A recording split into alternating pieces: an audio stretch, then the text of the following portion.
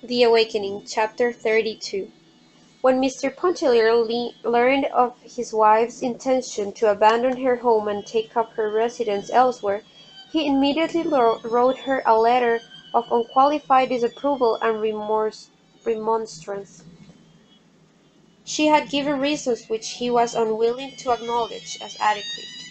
He hoped she had not acted upon her rash impulse, and he begged her to consider first, foremost, and above all else, what people would say.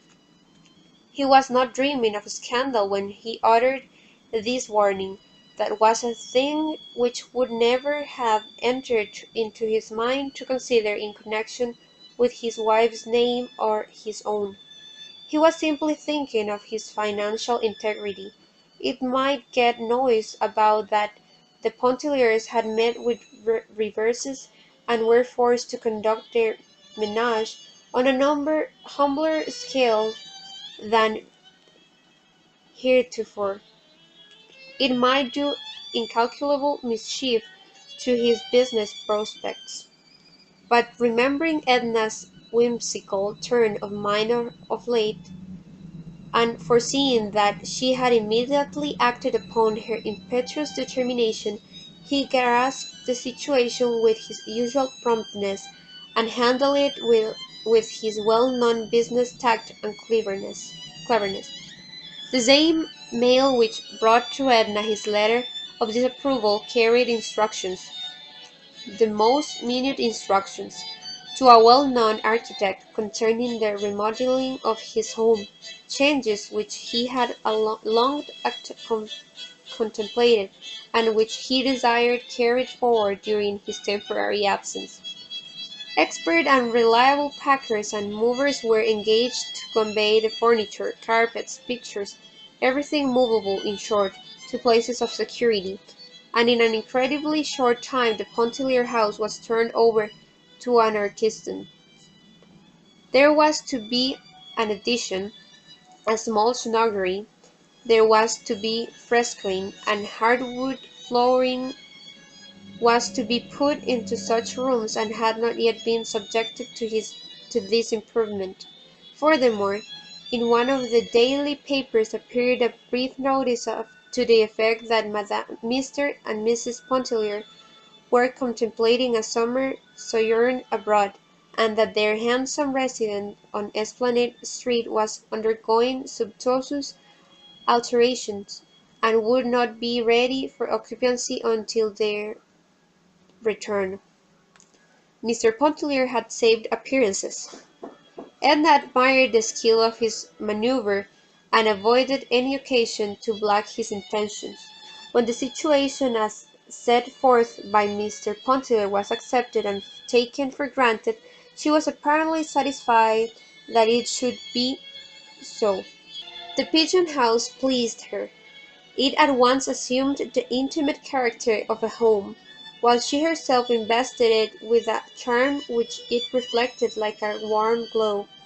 There was with her a feeling of having descended in the social scale, with a corresponding sense of having risen in the spiritual.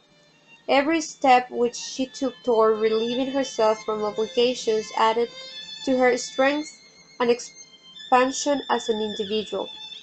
She began to look with her own eyes, to see and to apprehend the deeper undercurrents of life. No longer was she content to feed upon opinion, when her own soul had invited her. After a little while, a few days, in fact, Edna went up and spent a week with her children in Iberville. They were delicious February days, with all the summer's promise hovering in the air. How glad she was to see the children!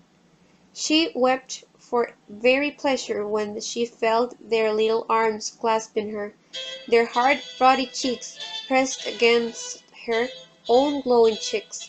She looked into their faces with hungry eyes that could not be satisfied with looking.